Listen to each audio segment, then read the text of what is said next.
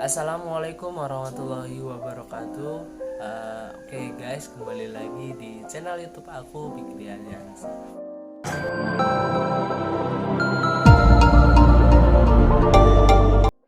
Oke teman-teman yang baru bergabung, saya ucapkan terima kasih dan bantu support channel ini ya, karena channel ini tanpa kalian itu tidak ada apa-apanya ya.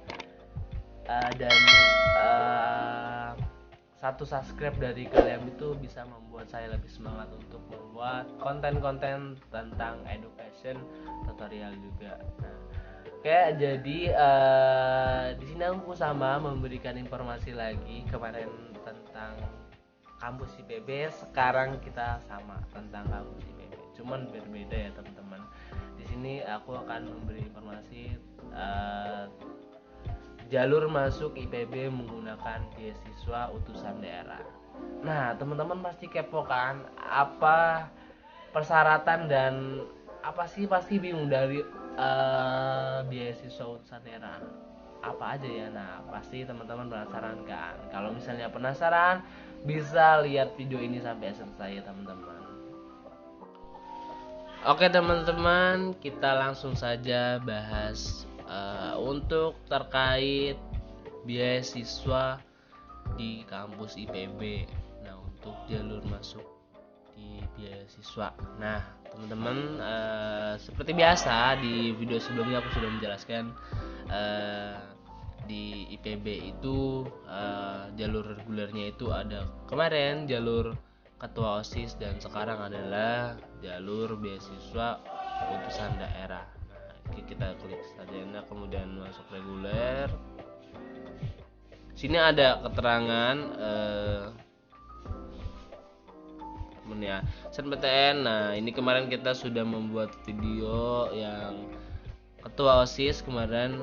Sekarang aku pengen lihat di beasiswa utusan daerah apa aja, kita lihat ya teman-teman. Oke, bisa kita ini beasiswa utusan daerah atau bisa disingkat dengan BUD.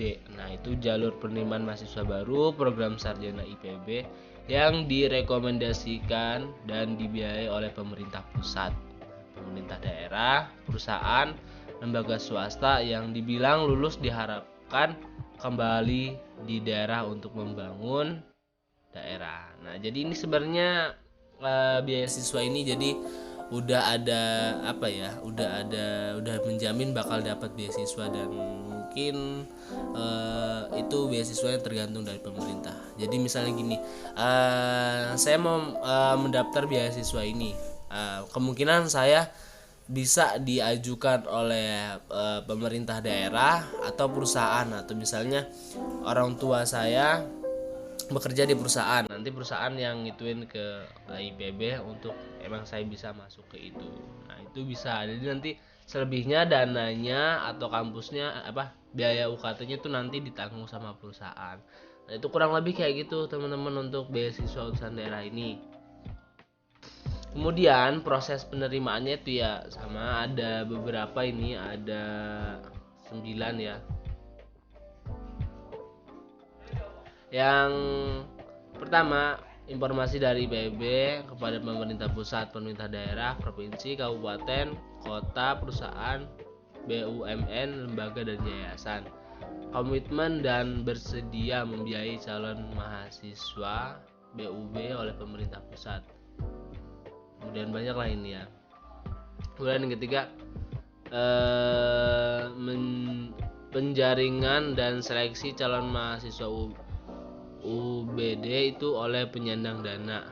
Kemudian yang ini penyandang dana itu jadi seleksinya itu oleh lembaga tersebut, lembaga, perusahaan atau pemerintah desa itu. Jadi emang kita diseleksi, misalnya yang daftar ada 10 orang ya, kita seleksi nanti ya yang diambil berapa orang. Tuh, yang keempat, pendaftaran BUBD itu secara online oleh penyandang dana ke IPB. Jadi nanti dari perusahaan atau lembaga itu yang mendaftarkan ke IPB secara online. Kemudian yang kelima, seleksi akhir dan pengumuman hasil seleksi calon mahasiswa BUBD oleh IPB. Kemudian yang keenam itu penyelesaian naskah kesepahaman MOU ya, perjanjian kerjasama antara IPB dan penyandang dana. Jadi nanti ada kesepakatan mungkin perjanjian dari lembaga, perusahaan, pemerintah ke pihak kampus IPB. Kemudian yang ketujuh, penyelesaian administrasi keuangan oleh penyandang dana. Nah itu tadi disebut penyandang dana itu yang yaitu tadi lembaga, kemudian yayasan atau perusahaan dan pemerintah daerah yang siap mendanai kita gitu. Jadi kita nanti otomatis nggak mengeluarkan dana untuk kuliah di IPB, cuman paling ya sekedar makan dan yang lain itu tanggung kita sendiri. Kemudian yang kedelapan itu pemanggilan dan registrasi calon mahasiswa BUMN. Jadi nanti setelah emang udah dibayar uangnya, udah dibayar kampus sama pihak perusahaan, udah selesai masalah administrasi, nanti itu bakal dipanggil si siswanya, itu akan registrasi kebenarannya atau ditanya-tanya gitu. Kemudian yang ke-9, perkuliahan mahasiswa dimulai. Nah itu ya. Kemudian selanjutnya persyaratan melamar BUBD yaitu berumur tidak lebih dari 25 tahun. Wah, saya 20 tahun masih bisa sih sekarang. Nah, tuh. Kemungkinan ya itu ini. Nah, terus ada kriterianya juga nih untuk biaya pengembangan institusi atau disebut bisa SPI. Nah, itu hanya dibayarkan sekali. Nah, kemudian sebesar 50 juta per orang untuk semua program studi kecuali program studi ilmu gizi dan kedokteran hewan 70 juta dan bisnis 90 juta per orang. Wow, ini gila sih. Ini menurutku kalau kita ya bisa dibilang stres ini, karena wah ini bukan main ini ya. Dengan UKT-nya aja udah 15 juta per semester per orang lagi. Kemudian SPI-nya udah dipatok semua program studi 50 juta dan untuk jurusan ilmu gizi dan kedokteran hewan itu 70 juta dan yang bisnis yang lebih tinggi 90 jutaan. Biasanya di perusahaan itu tentang bisnis, berarti mereka bisnis itu udah besar itu, karena ini dibayarkan oleh perusahaan dan lembagaan ya kita ya itu alhamdulillah itu bisa gitu. Tapi ini yang menurut aku yang jaminannya itu tadi itu, kita nanti setelah lulus di kuliah kita bakal suruh mengabdi di perusahaan itu ya minimal seberapa tahun, dan ya mungkin lama lah ya sekitar 5 tahun mungkin ya. Ya itu menurutku itu beban juga sih. Harusnya kita setelah lulus kita cari kerjaan lain atau enggak membuat wirausaha atau bisnis, ini malah kita diwajibkan untuk di situ. Tapi bagus sih menurut teman-teman, itu bagus karena kita udah pasti setelah lulus kita udah tahu kerjanya, wah kita langsung kerja di perusahaan. Tapi kan kita nggak tahu ya masalah gaji dan UMR-nya gitu. Itu ya teman-teman. Kemudian yang selanjutnya biaya asrama PPKU UPB itu 1.400.000 hanya sekali dibayarkan pada tahun pertama. Ya iyalah karena emang 1 tahun yang ininya. Kemudian pada tahun pertama mewajibkan tinggal di asrama ya. Oke. Selanjutnya beasiswa beasiswa sih. Sorry. Selanjutnya biaya iuran BPJS bagi yang belum memiliki ansuran kesehatan, yaitu 1.320.000 per tahun. Wow. Terus biaya penunjang pendidikan atau biaya hidup, biaya asrama, biaya buku, dan biaya riset itu disesuaikan dengan kemampuan masing-masing mitra untuk diberikan kepada penerima beasiswa. Nah ini kalau yang ini kayaknya tergantung dari lembaga, perusahaan, kemudian yayasan sih, kita dikasih atau enggak. Kalau kita dikasih misalnya dalam 1 bulan kita dikasih 1 juta, kalau enggak dalam 1 semester kita dikasih 5 juta atau 6 juta, itu kebijakan dari perusahaan. Oke, itu untuk ininya ya. Sekarang cara pendaftaran UMB itu teman-teman bisa didaftar di online ya. Terus proses secara umumnya IPB melakukan sosialisasi dalam bentuk penawaran bekerja sama BPB 2020. Nah, ini sama ya, pokoknya ini tinggal ini aja. Ini proses mitra.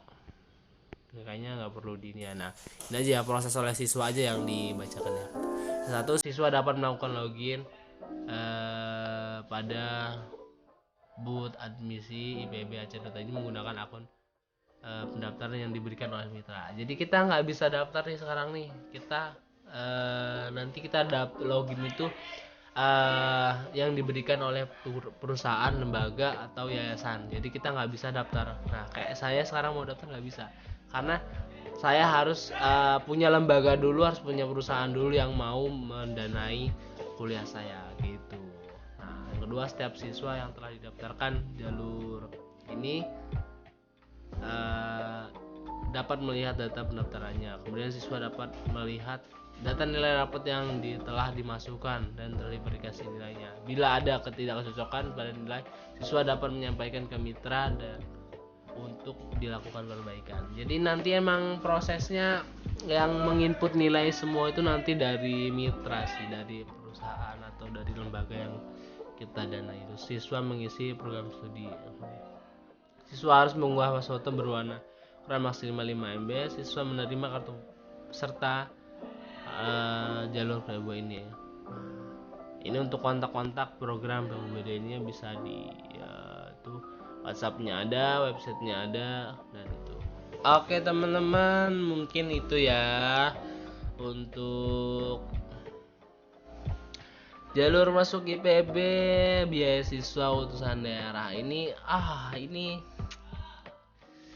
sulit teman-teman untuk mendapatkan beasiswa ini, karena hanya orang-orang yang beruntung yang bisa mendapatkan seperti ini gitu. Nah, mungkin teman-teman kalau misalnya orang tuanya kerja di pabrik atau di perusahaan dan kenal dengan orang dalam, ya bisa diajukan gini gitu. Nanti ya ngajuin aja, saya pengen kuliah di IPB, nanti setelah lulus saya ngabdi di sini gitu. Nanti tapi untuk masalah pembayaran nanti ditanggung sama perusahaan ini gitu. Ya udah, cukup sekian ya. Oke teman-teman, terima kasih telah menonton video ini. Semoga video ini bermanfaat dan teman-teman juga lebih semangat untuk mencari kampus yang teman-teman inginkan atau yang terfavorit lah intinya gitu ya. Nah, semoga apapun yang teman-teman mau di kampus terfavorit itu bisa tercapai dan hasilnya juga lebih maksimal. Nah, oke, dan jangan lupa juga buat teman-teman terus dukung channel ini dengan cara teman-teman menekan tombol subscribe, karena subscribe itu gratis teman-teman. Oke, mungkin cukup sekian dari saya, kurang lebihnya mohon maaf. Saya akhiri, wassalamualaikum warahmatullahi wabarakatuh. Oke, sampai jumpa di video selanjutnya.